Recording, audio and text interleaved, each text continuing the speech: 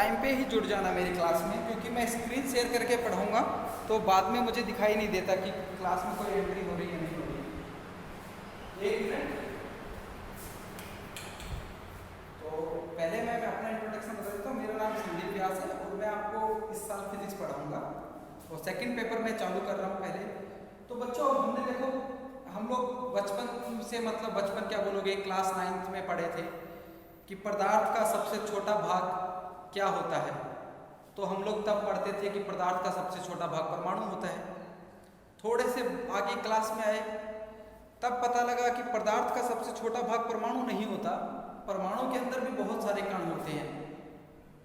क्योंकि परमाणु की डेफिनेशन हमने क्या पढ़ी थी, जो ऐसा अविभाज्य हो, बट बाद में पता लगा कि परमाणु टूट सकता है और परमाणु के अंदर भी कुछ कण होते हैं, जिसके अंदर बीच में न्यूक्लियस होता है जिसे नाभिक कहते हैं, और उसके चारों तरफ इलेक्ट्रॉन चक्कर लगाते हैं, जो आपने बोर थ्योरी पढ़ी होगी क्लास 12th में, बोर का परमाणु का सिद्धांत है ना। तो ये सब पढ़ा था। तो ये सब जो ज्ञान है हमें वो धीरे धीरे मिलना चालू हुआ, ठीक है। तो परमाणु के बारे में खोज कैसे हुई, कैसे उसका डिस्कवरी हुई, ये सब सबसे पहले स्टार्टिंग में परमाणु का मॉडल दिया था थॉमसन ने। वैज्ञानिक थॉमसन ने क्या बोला था कि एक 1 एंगस्ट्रॉम त्रिज्या का, पहले बात 1 एंगस्ट्रॉम क्या होता है, एंगस्ट्रॉम एक यूनिट होती है जिसका मतलब होता है 10⁻⁻10 मीटर। ये शायद आपको पता होगा।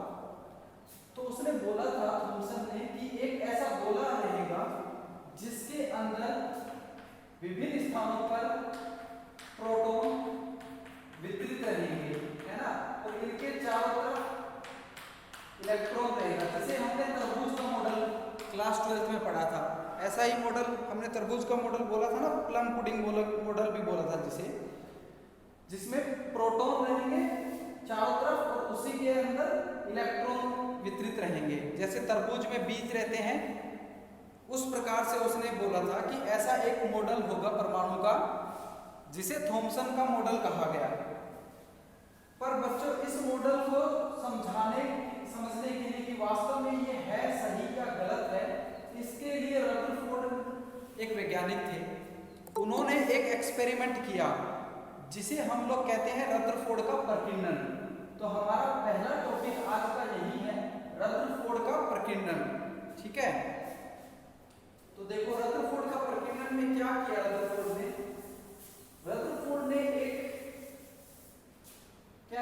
धातु की पन्नी ली, ठीक है, इस पे कुछ रेडियोएक्टिव पदार्थ से अल्फा कण गिराए, ठीक है, इससे कुछ रेडियोएक्टिव पदार्थ से अल्फा कण गिराए इस पन्नी के ऊपर। तो उसने पाया कि ये अल्फा कण, डायग्राम कुछ मत बनाना, मैं बोलूंगा तभी बनाना। कुछ अल्फा कण क्या हो जाते हैं, अपने मार्ग से जिससे वो आ रहे थे उससे अलग दिशा में प्रकीर्णित हो जाते हैं, और बहुत कुछ कण ऐसे रहे जो अपने मार्ग से विपरीत दिशा में लौट गए। ऐसा उसने पाया था। ये रदरफोर्ड का एक्सपेरिमेंट आपने क्लास 12th में पढ़ा होगा बच्चों। ये उसने पाया। अगर ये ऐसा रिजल्ट जब उसने पाया तो इसका मतलब था थॉमसन का मॉडल सही नहीं था। क्यों नहीं था, इसको जरा हम लिखते हैं। पहले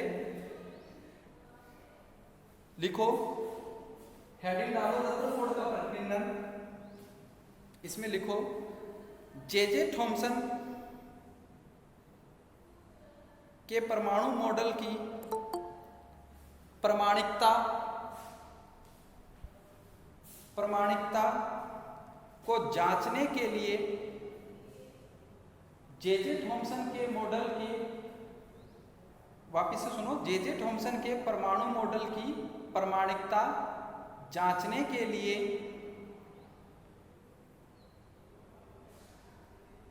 रदरफोर्ड ने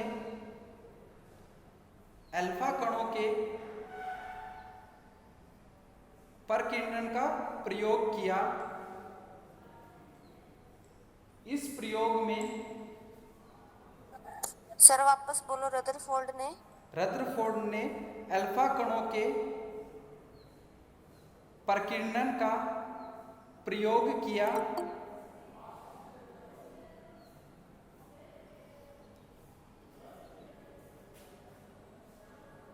इस प्रयोग में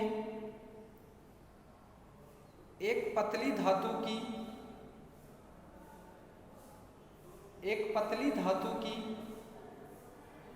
पन्नी पर रेडियोएक्टिव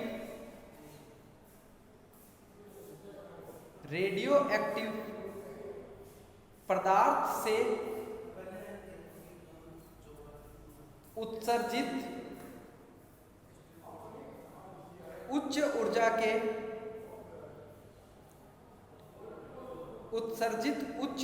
के अल्फा कणों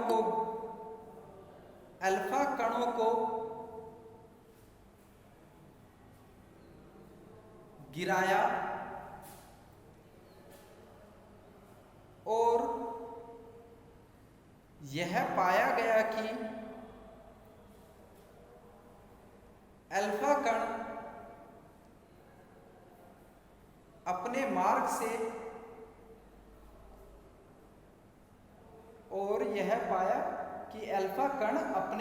से विक्षेपित हो जाते हैं। अल्फा कणों के अपने मार्ग से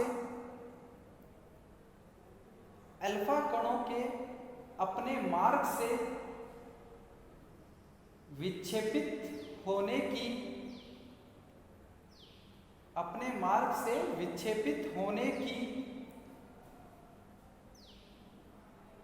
घटना को प्रकीर्णन कहते हैं। तो देखो बच्चों, थोड़ा आप समझते हैं। दो कण अगर मान लो ये दो चौक है, आपस में अगर टच करें तो इसको हम बोलते हैं टक्कर, ठीक है।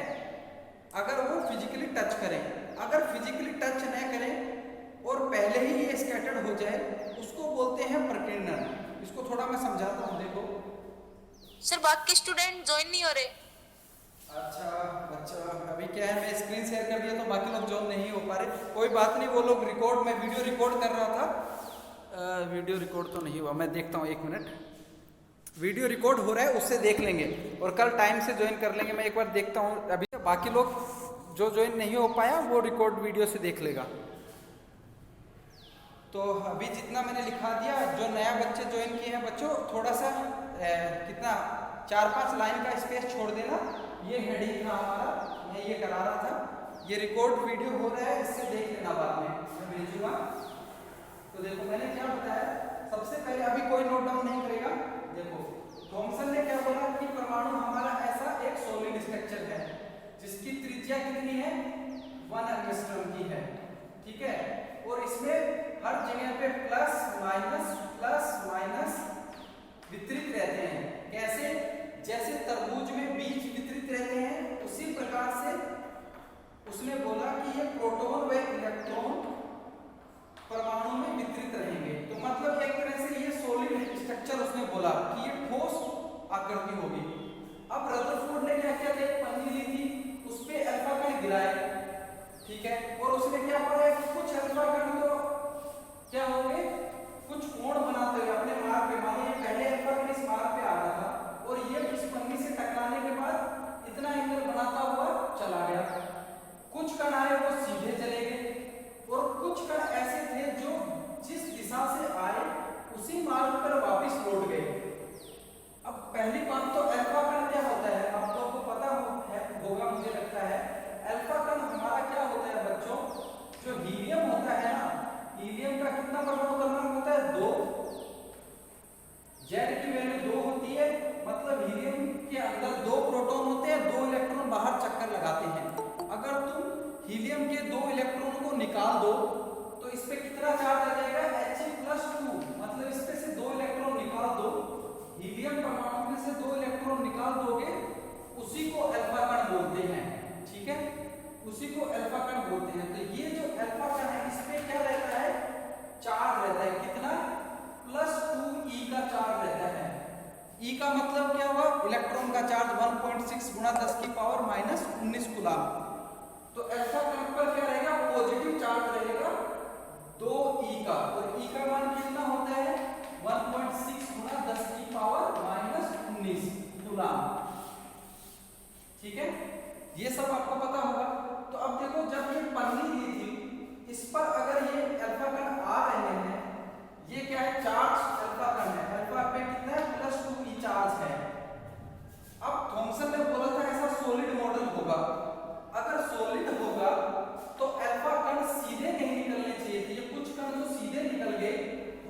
सर दिखाई नहीं दे रहा। क्योंकि सर हाँ ये बैटरी सेवर आ रहा है स्क्रीन पे।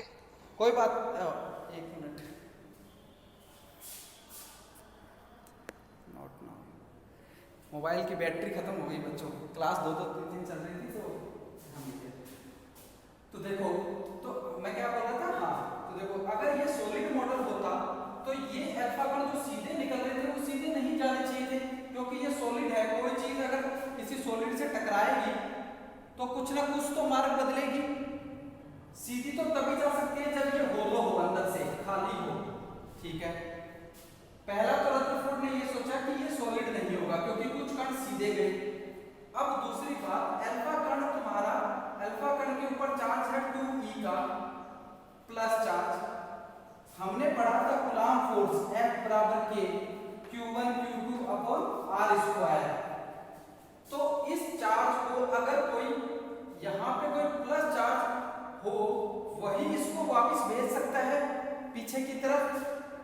तो रदरफोर्ड ने ये सोचा कि ये पीछे की तरफ जब भी जा सकते हैं जब ये पूरा का पूरा प्लस चार्ज एक केंद्र पे हो। क्यों?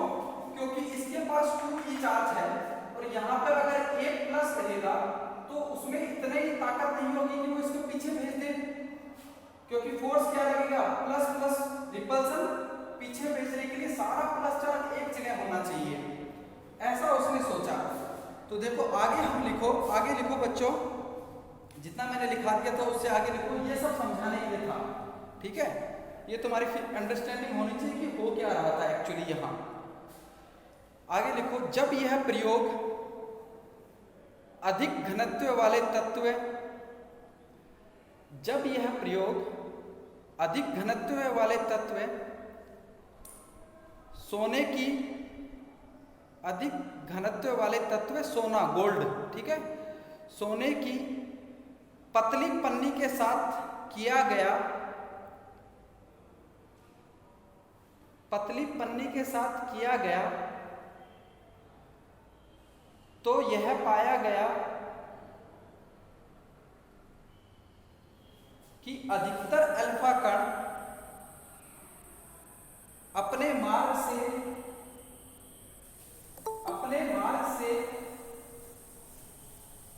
बिना विचलित हुए सीधे निकल जाते हैं। वे कुछ कण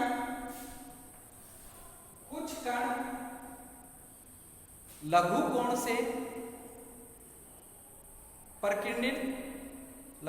से प्रकीर्णित हो जाते हैं तथा बहुत कम कण अपने मार्ग पर विपरीत दिशा में लौट जाते हैं। रदरफोर्ड के इस प्रयोग के इन परिणामों की, रदरफोर्ड के इस प्रयोग के इन परिणामों की व्याख्या थॉमसन मॉडल से नहीं की जा सकती थी।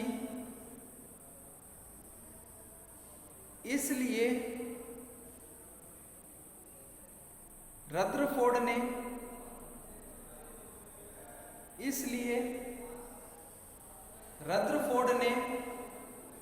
एक नए परमाणु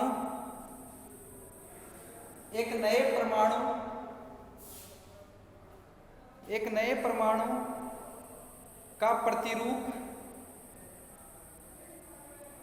प्रस्तुत किया। एक नया परमाणु का प्रतिरूप प्रस्तुत किया जिसके अनुसार परमाणु का समस्त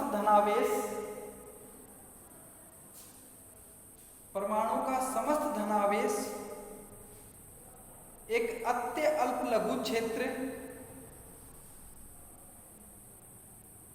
परमाणु का समस्त धनावेश एक अत्य अल्प लघु क्षेत्र जिसे नाभिक कहते हैं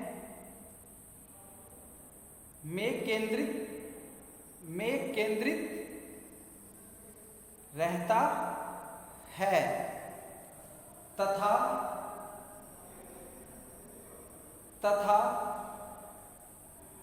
इसके चारों ओर इलेक्ट्रॉन वितरित होते हैं। तो देखो इसका मॉडल बना लेना। देखो इसको क्या बोलेंगे, ऐसा उसने मॉडल दिया। इसको बोला बच्चों ये बीच का भाग नाभिक और यहां पे कहीं माइनस इलेक्ट्रॉन रहेंगे, ठीक है, छोटी छोटी पोल सी, उसको इलेक्ट्रॉन।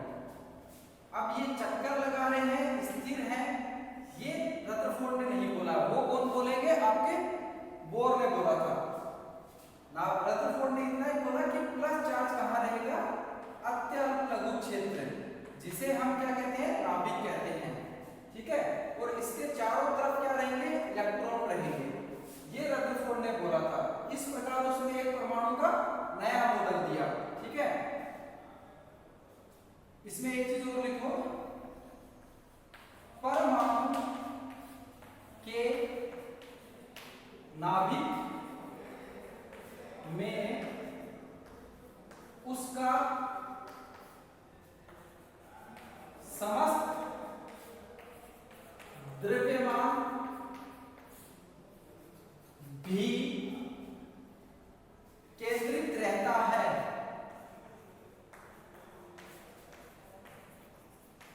मतलब परमाणु का सारा द्रव्यमान कहां रहेगा, इसके अंदर ही रहता है, इस छोटे से भाग में, नाभिक में, ठीक है। अब देखो ये डायग्राम बना लेना एक, और स्कैटरिंग का डायग्राम बनाना है। तो इसको देखो, ये तुम्हारी सीट है, गोल्ड सीट, और इस पे आ रहे हैं तुम्हारे अल्फा कण,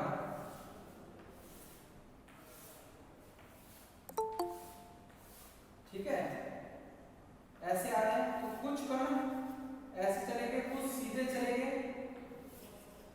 कुछ विपरीत दिशा में लौट गए,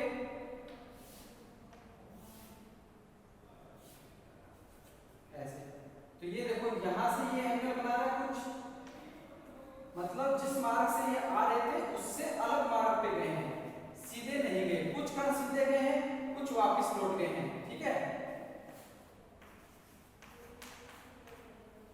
इतना है आज के लिए। कल हम आगे, जो इतना तक तो मुझे लगता है आपने क्लास 12 में पढ़ा था बच्चों, इससे आगे का पार्ट हमारा बीएससी का कल शुरू होगा, ठीक है। और कल का टाइमिंग यही रखते हैं 12, तो मैं अराउंड 12 के आसपास आपको लिंक शेयर कर दूंगा। 5 मिनट बाद हम हमारी क्लास चालू करेंगे, ठीक है। और एक चीज और बतानी थी बच्चों आपको, बीएससी आप फाइनल में हो, आज पहला